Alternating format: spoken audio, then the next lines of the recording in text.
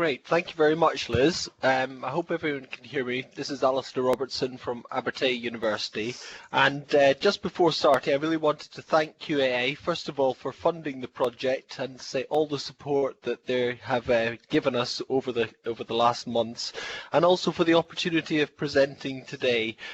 Some of you may be aware, but if not, then the resources that we are presenting on today, both the report and the workbook, are freely available for download on the Enhancement Themes website. So let's get started. I think it's fair to say that trying to measure excellence in teaching might be considered a so-called wicked problem. And at the same time, I mean, I think it was Gibbs in 2010 did a quite significant piece of work on this, and we've seen a rise in the use of metrics being used particularly by policymakers. So you will be aware of things like the Teaching Excellence Framework, or we look at graduate earnings, or we look at student satisfaction. In other words, we're having to use proxies because actually there's a recognition that this is a very complex issue, and as we will hopefully present over this presentation, we're not saying that metrics are not important. Metrics are extremely valuable. They give us a huge wealth of information, but actually I think there's a danger that by not considering the whole, we might fall into this so-called Macnamara Trap, and my colleague Fiona Smart will talk more about that. But what we're saying is there's a danger that you fall into the trap that you might just value that which is easily measured, even if you know that it is a proxy.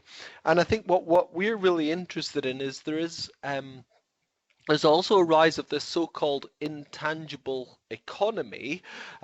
So you may be familiar with sort of industries such as Netflix and Uber, and their success is obviously transforming and disrupting the world of business. And we're quite interested in some of the notions when we talk about intangible economy are actually quite applicable to higher education. So that was what sort of inspired the project, and I'm going to talk a little bit more in detail as we go on. So, as I say, the point of this project was to see if we could get a bit of a greater handle on what contributed to success of higher education and the quality of the student learning experience, and to look at particularly things which we, the sector, felt were inherently important but don't necessarily lend themselves to metrics, or they're just not. They're quite difficult to quantify, and we've termed these our so-called intangible assets. And in terms of the project methodology, we really wanted to work with the sector on this to try and identify if there were some potential priority intangibles arising from our engagement with the sector. But because of the nature of the work, it's very difficult. It is obviously quite complex. There's a number of factors to consider. We thought it was also really important to try and develop a methodology whereby we might be able to help institutions identify, evaluate and enhance their so-called intangible assets in a particular context. So what we did was we actually used this so-called cultural mapping literature and approaches, which there's a lot of parallels. If I take something very simple, if you go to an art gallery, then the tangible asset is the building and the artwork. But actually there's a huge wealth of intangibles from visiting the art gallery. So there's and what the cultural mapping does is it tries to get a better handle by working with the various stakeholders on mapping, as I say, what the tangible and intangible assets are in a particular context, what their value is, how it might enhance them as well. So that was what kind of inspired us in terms of our methodology, and we very much wanted to work with the sector and try and use this mapping methodology in the context of higher education, in particular quality of learning and teaching. So if I move on, First of all, I'll say what we did was we engaged with stakeholders, and Fiona will talk more about this in more detail, but we wanted to try and identify what for us, the sector, were the most important intangible assets, and to get a handle on why are they most important. And then once we've identified these intangible assets, how do we know that we value the intangible asset? What sort of systems and processes are in place to value this intangible asset? And then finally, now we know it's important, where we invest in it, is it making a difference for whom, and how might it be enhanced? So that's a bit of a canter through in terms of an introduction from me. I'm now going to hand over to Fiona to talk us through the actual steps that we took in more detail. So over to you, Fiona. Hi everyone, it's Fiona Smart here from Edinburgh Napier. It's fair to say that Liz, Alistair and I were by this time really curious. We felt that we were looking at something that was important. We were also finding it quite slippery. Every time we thought we had a grasp on intangible assets, it kind of disappeared, but at the same time we wanted to engage in conversations across the sector. For us, it was really important to include both England and Scotland in our conversations, because the context is quite different in both of those countries. We also didn't want to burden people by creating more diary meetings for them, because we know time is precious. So we took the decision that we would invite ourselves, wherever possible, into meetings that were already existing. And in so doing, it meant that we were able to engage with a whole range of people, some people in really quite senior roles, and some people whom you might want to describe as being at the coalface, for want of a better description. It was also important for us to talk with students, and we were enabled to do that through Sparks, and it gave us the opportunity to talk with student representatives. So we had workshops with Ped Rio down in Plymouth. We had Hedge, the Higher Education Development Group. We had workshops in Bristol. We had them in Dundee. And in total, we talked to 147 people. Next slide, please. We needed a method to be able to support the conversations. And you might describe this as being a mediating artifact. So it was a grid which individuals worked on together by themselves in the first instance, and then in small groups. This grid has now got a number of iterations. This one is more student focused in the questions it's posing. But if you start in the top left, the question we posed is, what is it that's important to you, which you can't easily measure? And then working to the right, why does this matter? Why does this intangible aspect of your experience matter? Why does it have value? And then moving down, it's, well, at the moment, is there a proxy measure for this? So, for example, engagement with the library, entering into the space of the library can be counted by the number of times that somebody enters that space, by the number of books that are taken out, by the number of e-books that are accessed. And is that a proxy measure for student engagement in their studies? So that's what that was opening the door to. And then the last box, which is sitting on the bottom left, is if you dared to dream, how might your intangible be recognised? So we were trying to get underneath things that mattered to people that we might not readily speak of. And I think that is where it's worth noting that the Mcnamara Fallacy is something that we weren't familiar with, but it became familiar with us as we started working with our data, because you might imagine from our 147 participants, it helped us to be able to identify what they saw as being important. We got an awful lot of data, and that's great. So the Macnamara Fallacy, it stems from Robert Macnamara, who was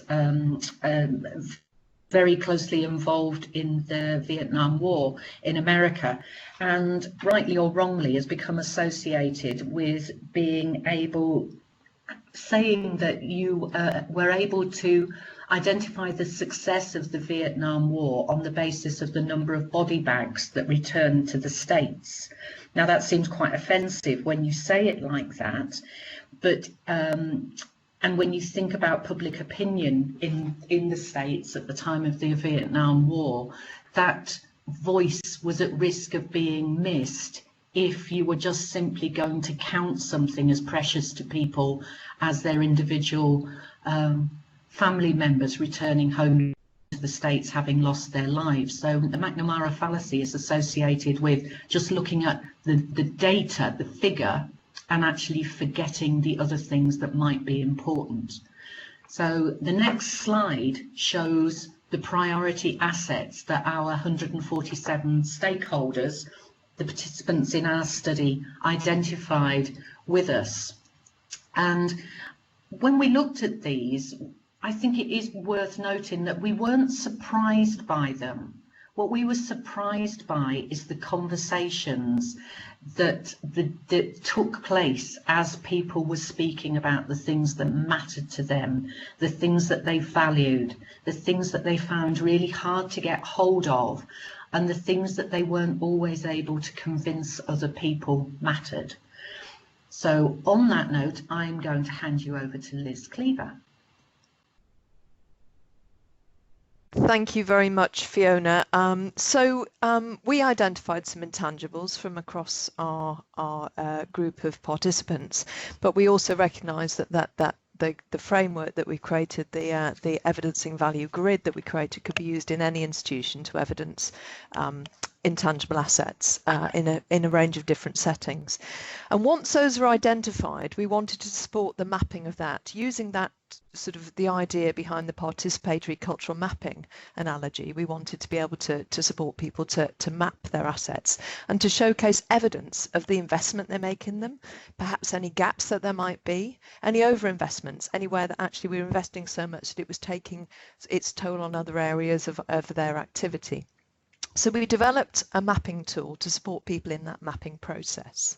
And that really, it was to say, actually, given we say these things are so important to us, how do we know that? Where can we showcase that we show that value, rather than just simply looking for those juicy quotes or those ideas that we gather around when we suddenly want to find some evidence? So doing it systematically across the institution. So next slide, please, Alistair.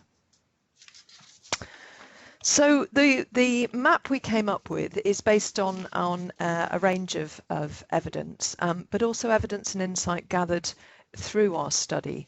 And we divided organisations so that people could undertake the mapping into 4 quadrants. So those are our systems and structures, our resources, our core educational and support components, and our ethos, cultures and identities.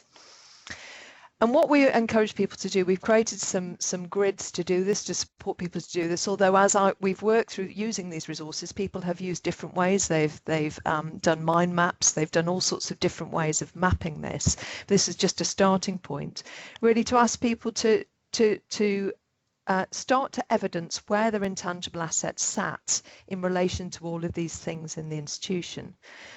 Now, for all of these indicative examples that we provide, 4 quadrants that we provide here, we've provided some indicative examples of where there might be some value that you could evidence.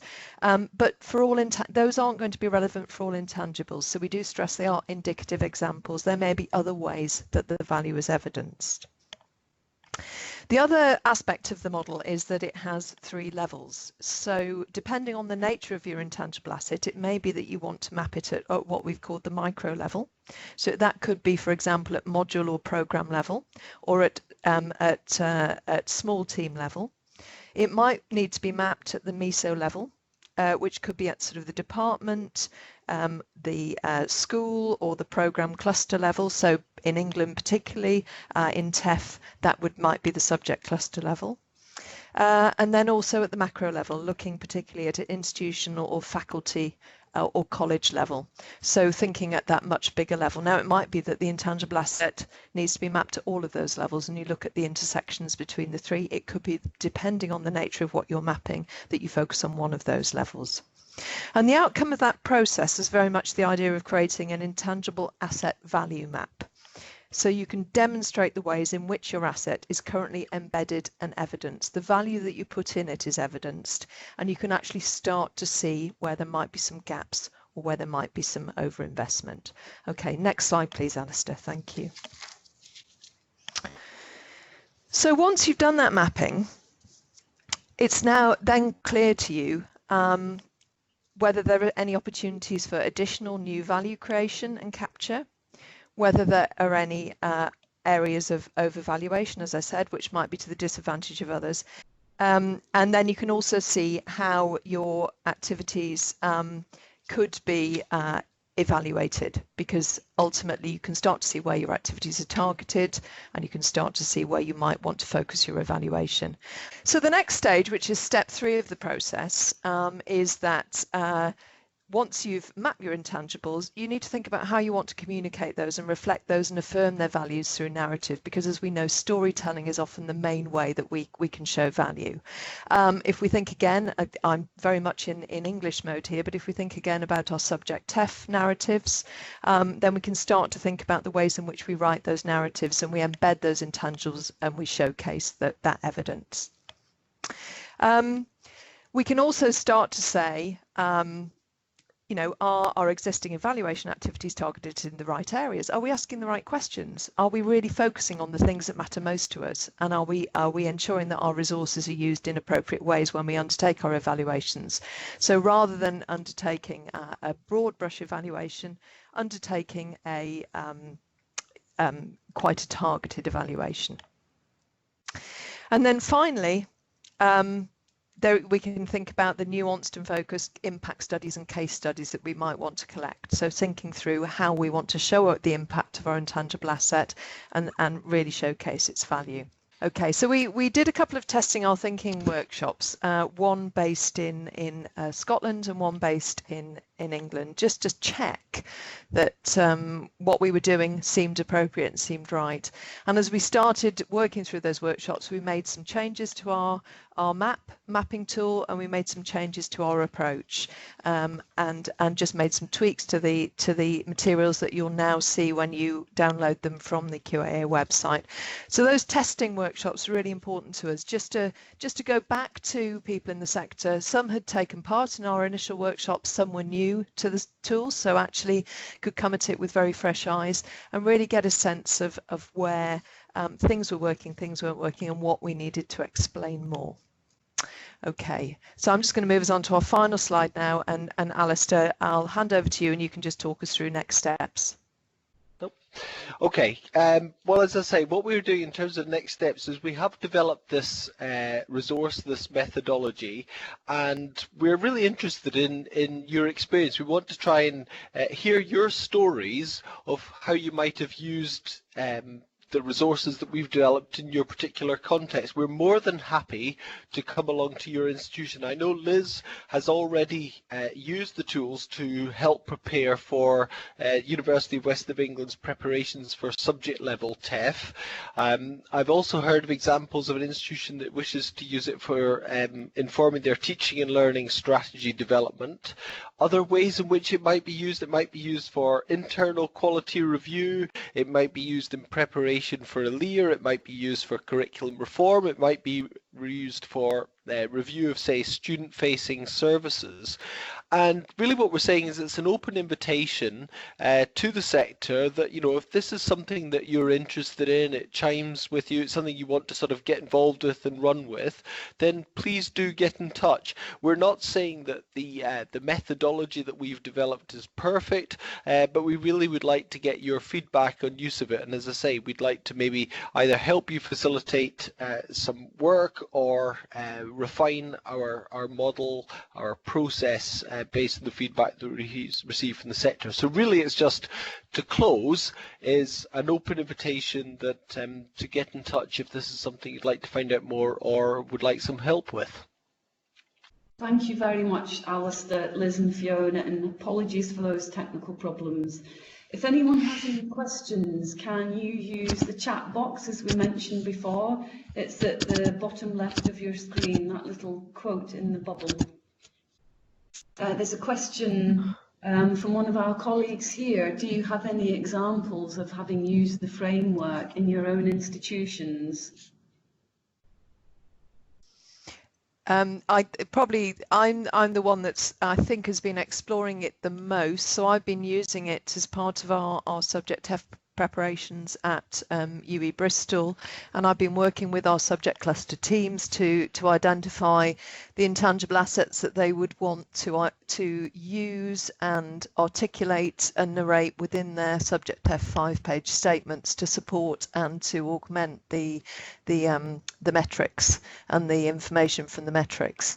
And I've been running a series of workshops with teams to do that. The workshops normally take around 3 hours, and it just allows people to get going, to identify their immediate intangible assets, and then to start thinking about how they're valuing them and what other data they need to, or evidence they need to gather to ensure that they can use them and provide evidence systematically for them in their TEF submissions. So that's an ongoing piece of work at the moment, which we're undertaking. Can I come in there? It's Fiona here. So we are planning on using it in Edinburgh Napier for a big project, and I think that makes me want to say here that actually we might always think about the big things, subject TEF and learning and teaching strategies, etc. But we really can see the value of it for much smaller, as Liz was talking about, that micro level. And we saw that emerging in the testing the thinking workshops. I was at both. I was both in the Scottish one and in the English one. And one of the things that I thought was really helpful, which I'm not sure that we as a team had imagined, was how when you use the mapping, the tool that we've created, you can see imbalance in the system. And I think we're all so short of resource in order to be able to take forward the things that are important to the university and its students. But we weren't anticipating that the exercise would show up where there's a lot of investment, and in Liz's phraseology, perhaps an overinvestment, and almost an overvaluation, and how that can be looked to adjust at a micro level, at a meso level, and at the whole systems perspective. So yeah, waiting to use it at Edinburgh Napier, and that will be a big project, but I think it has value in really quite small contexts too. Yeah, so just to say from Abertay, I would say that we're probably very similar to Edinburgh Napier. I think particularly as we're in the midst of developing our new strategic plan, learning and teaching strategy, and probably no surprises, one of the most challenging areas is when we talk about, well, initially we were talking about key performance indicators, but effectively really we're talking about what constitutes success, indicators of success, and a lot of them are the sort of the usual metric proxies, but they do feel rather unsatisfactory. So there's definitely an appetite, and it's work in progress. But Can I got another question coming in? Yeah, there's one from Elsa which I can respond to. I think I can see Steph's in the audience actually. But one of the workshops which was so engaging when we were first talking with stakeholders was when we were invited to Sparks to go and do the workshop with the initial one with the student reps, and they were so interested in what we were doing and in what we were trying to surface or unearth. That actually Alistair and I are going back in November because they think that it could be incredibly useful as a tool for student reps who really do struggle to make known the value of their role within a university. And in fact, one of that group has been to another one of our testing the thinking workshops. So Elsa, from your question point of view, outside of the HEI, Sparks, I would just want to cite there as giving us a very different handle, a different angle on something, and is work that we're going to continue doing.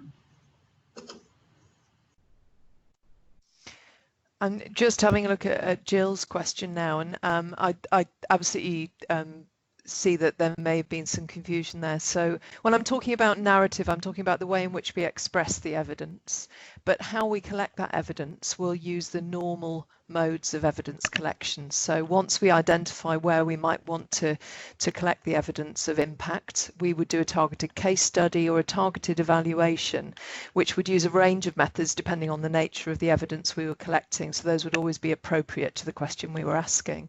And then that evidence would be presented in the narrative, but you'd be affirming your intangibles through that narrative, through the use of evidence. So rather than just simply saying we value the sense of belonging at our institution, and this is showcased through our investment in this, that and the other, you'd actually then be able to use some evidence that you gathered as part of a case study, which used rigorous approach and wasn't just a kind of, I suppose, what I in my sort of research world would talk the juicy quotation that you gathered on the open day or you gathered from the passing student. I think the key to this for me is very much around ensuring that we use the rigor of our academic methods. Yep. For gathering evidence. We're not suggesting that this is replacing that. We're suggesting that this is a tool for helping us to understand where to target some of that. As Fiona quite rightly said, you know, we have quite limited resource now. So if we know where we can target that evaluation much more efficiently, then we can get some really strong and rich data about things that matter the most to us that we can use in a range of narratives. It might be a TEF subject narrative, or that's currently on my mind at the moment, but it could be on our websites, it could be in our open days, it could be in the way we communicate in different modes to our students. So that narrative could be presented to a range of audiences in a range of ways. Jill's just said it would be useful to see an example. Absolutely. And as we start to create some narratives out of the use of the tool, we'll certainly start to share some of those as part of the evidence base for the use of the tool. And also as we start to reflect and change it, we'll very much use some of that as our evidence base for changing the tool as well. I think to answer your question, Steph, that's very much work in progress in terms of how we might present the narrative. I mean, I think what I would be saying is maybe rather than, I don't know, I suppose what we're trying to do here is take a more systematic and strategic approach to gathering evidence for, as I say, these so-called intangible assets, and how that might be used. As I said, there was a range of context that might be used, so that narrative could be sort of weaved into, as I say, well, Liz has already talked about sort of weaving that narrative into their TEF submissions, but it might be weaved into, as I say, those other institutional processes. But in terms of, I suppose, examples of our methodology in use, I suppose that's the challenge, and our challenge to the sector, that invitation to the sector, that we'd love to get your feedback of actually using this in action and to find out what impact it's had, whether it's something that sort of chimed, whether it was beneficial, was there any unintended consequences and spin-offs. I think it's also fair to say that I indicated earlier that intangible assets are quite slippery, and I've certainly found that every time I think I've got hold of the concept, it has an ability to try and wriggle away. Equally, we've become so used to reaching for a proxy that teaching yourself to think about how you're going to make the value evident in a way that is robust, that can be listened to, is something that it takes some time in my own head, but it actually takes some time when you're then working with people to do the same. I don't think I'd really confronted in my own mind just how readily we use proxies, and we hope that it represents what we thought was in focus. So I think it's probably bigger than we imagined it to be, and it's certainly remains slippery for me. Might not be for my two colleagues, but it's one of those things that for me will be a work in progress for some time. I think it's probably also worth saying, you know, somebody who's worked with qualitative data for some years, you know, in my academic career in the past, but also sort of throughout my policy evaluation part of my career.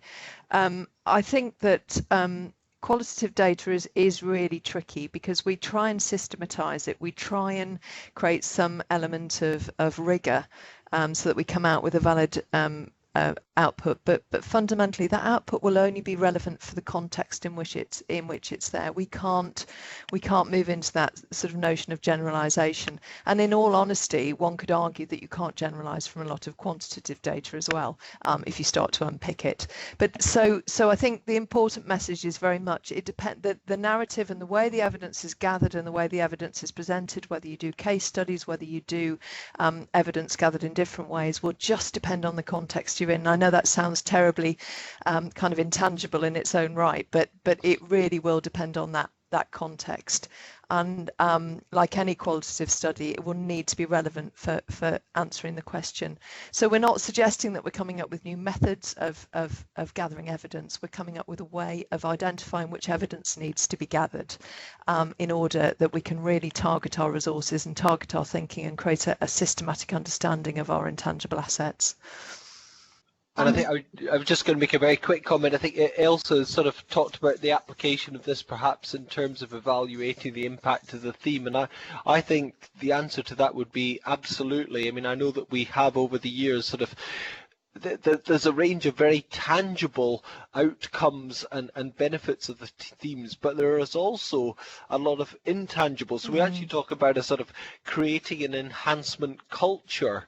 Well, that's actually quite an intangible asset in itself. And I know that over the years, the evaluators, there's been a number of evaluators have tried to evaluate the impact of the theme, and I think they've done a terrific job. But I would say that maybe we haven't quite been able to capture everything just because of the nature of that particular wicked problem. So absolutely, I think that'd be a great idea to see if there's any mileage in road testing what we've done in that context.